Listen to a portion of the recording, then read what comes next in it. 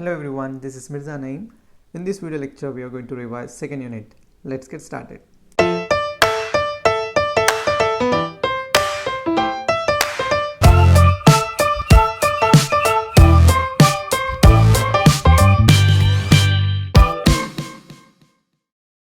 Unit 2 is about water treatment. First, we'll see the general layout or outline of water treatment unit. So water is collected from natural source such as river, pond or lake, right? Then it will collect through inlet. It will enter that water treatment unit. The first preliminary treatment is done by screening.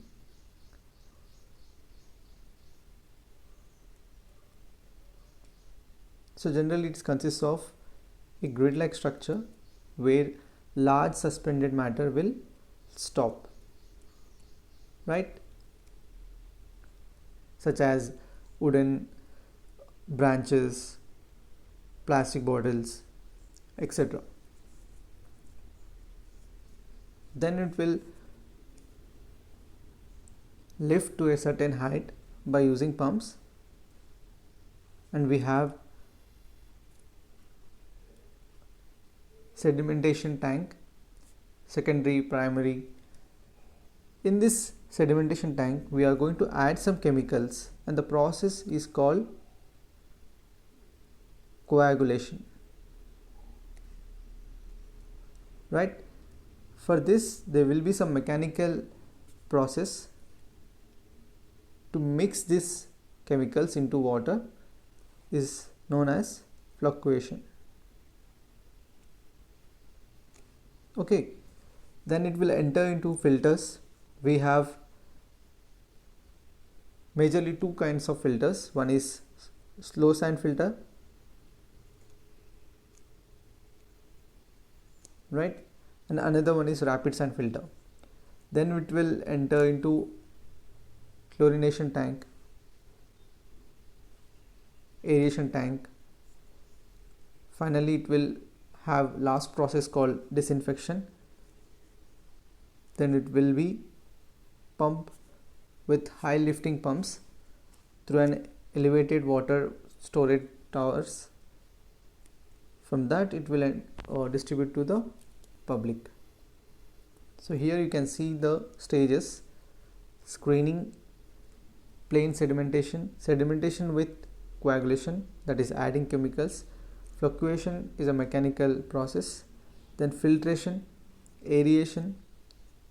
Aeration, here we are allowing water to expose to the air, or air is pumped into the tank. Next we have disinfection, softening, right? So in plain sedimentation or sedimentation basin, we have a inlet zone, settling zone, and sludge zone, and outlet zone. So these four you have to remember.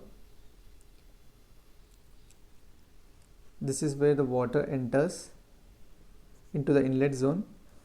Then settling zone, where all the suspended matter will settle down due to gravity, right? And it is known as sludge. So the remaining water will collected by the outlet zone, then to another process or another unit, right? So mainly these sedimentation tanks are of different shapes: rectangular, circular, hopper bottom. We'll see rectangular. So in rectangular plane sedimentation tank consists of a large number of buffel walls, right? So these are nothing but buffel walls. Okay, so the main function of this buffel wall is to reduce the velocity. So the water will flow with a zigzag pattern, and this buffel wall will help to reduce the velocity of incoming water. Okay, and also these buffel walls are of different heights. Okay, because of continuous flow in tank, time waste ratio is low, right? So obviously it will take more time to enter,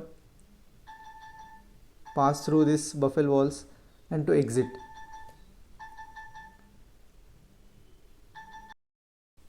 Right. Next we have circular tanks. It is again classified into radial flow circular tank.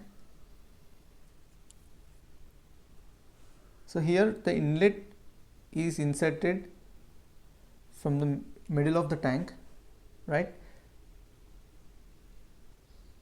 And the sludge is collected at the bottom.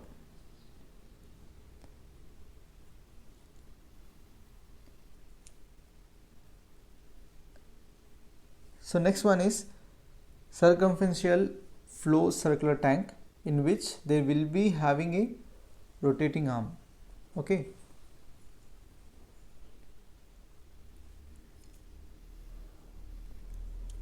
Next, hopper bottom. So the design itself having a hopper bottom where sludge is collected here. Okay, all the suspended matter.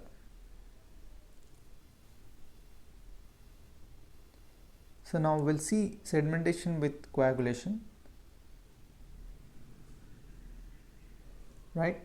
So why we need to have this process? Very fine suspended clay particles are not removed by plain sedimentation because it will take more time to settle. For suppose particle size of 0.06 mm will take 10 hours.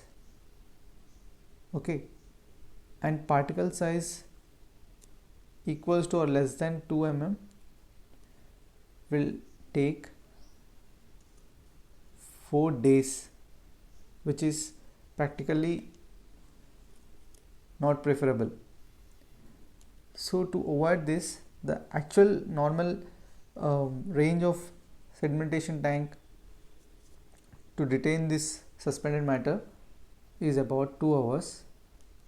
So we are adding some chemicals.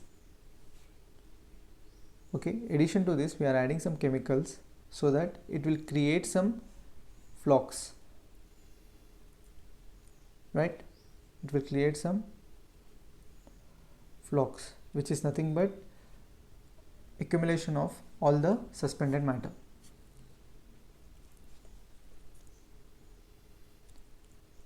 We'll see the process. So certain chemicals are added to the water, chemicals such as alum, that is aluminum sulfate, sodium aluminate, ferric coagulants, chlorinated copper, and we have ferrous sulfate and lime. So it's the most common coagulant, that is aluminum sulfate, generally called as alum, right?